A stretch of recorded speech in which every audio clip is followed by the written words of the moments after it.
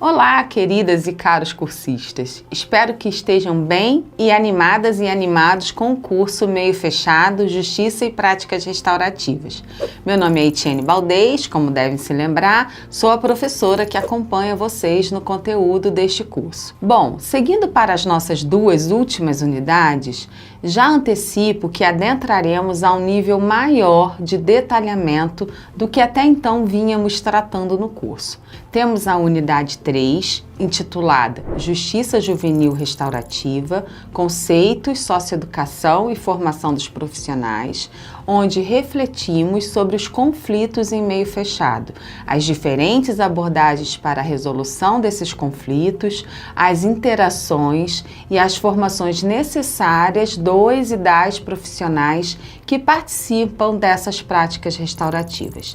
E temos a unidade 4, cujo título é Práticas Restaurativas, Modelos e Desafios, onde percorremos as etapas de modelo de práticas restaurativas, considerando o reconhecimento da injustiça, com a discussão dos fatos, o compartilhamento e compreensão dos efeitos prejudiciais, com o movimento de expressão dos sentimentos, o acordo sobre termos de reparação, com o que chamamos de reparação acordada,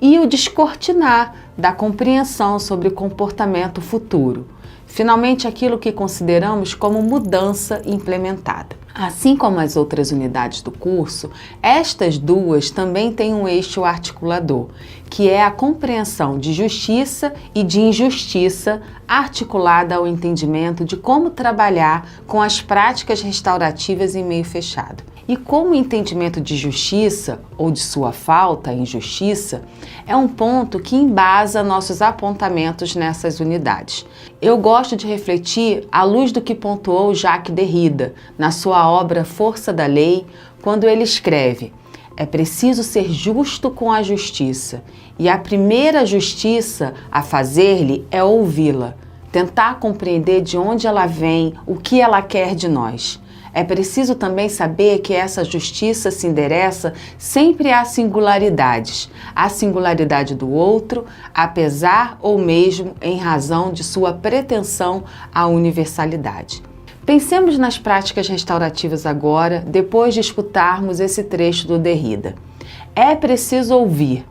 Ouvir aqui entendido como um dos valores obrigatórios da prática restaurativa, que é o da escuta respeitosa, ou seja, quando todas as partes devem escutar respeitosamente a fala dos outros como condição de participação. É preciso saber das singularidades. E aqui podemos considerar a necessidade de compreendermos as causas que levaram à configuração de um conflito e de um dano.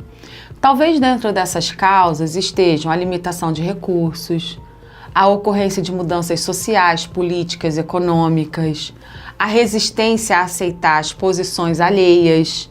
o desrespeito à diversidade, a insatisfação pessoal, entre tantas outras singularidades que poderíamos aqui listar. Esse movimento que realizamos nas unidades nos permite aqui localizar que, apesar da justiça restaurativa estar em discussão internacional desde o início da segunda metade do século XX, é preciso destacar a necessidade de ampliar sua visibilidade nos diversos meios judiciais e de proteção social, sobretudo com referência ao atendimento de adolescentes e jovens do meio fechado.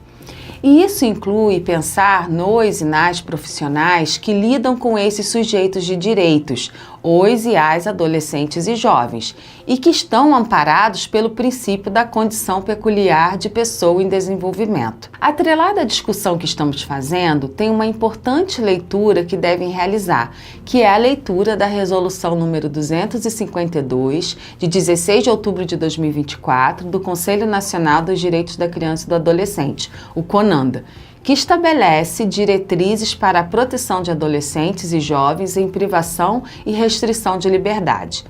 Essa resolução comparece nas nossas unidades e ela aborda diversos aspectos que são importantes quando consideramos adolescentes e jovens no meio fechado, tais como os procedimentos para acolher e receber esses e essas adolescentes e jovens, respeitando a capacidade e estrutura de cada unidade, com critérios mínimos de identificação e conferência do encaminhamento para cumprimento da medida socioeducativa, respeitando esses sujeitos durante a revista pessoal, que não deve ser invasiva e que deve acontecer na presença de mais de um ou de uma profissional,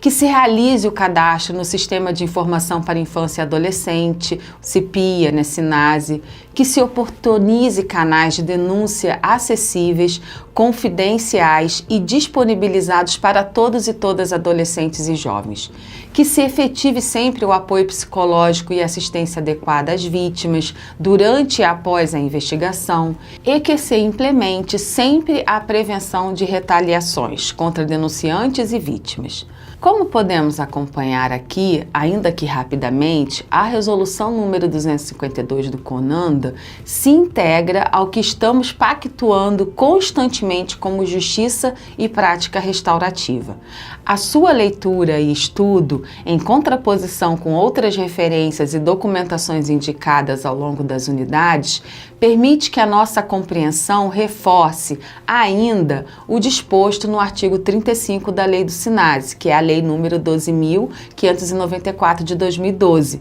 quando traz as 10 orientações da execução das medidas socioeducativas, considerando aqui os incisos 1º, 2º e 3º, que reforçam que tais medidas socioeducativas devem ser regidas pelos seguintes princípios: legalidade, não podendo o adolescente receber tratamento mais gravoso do que o conferido ao adulto;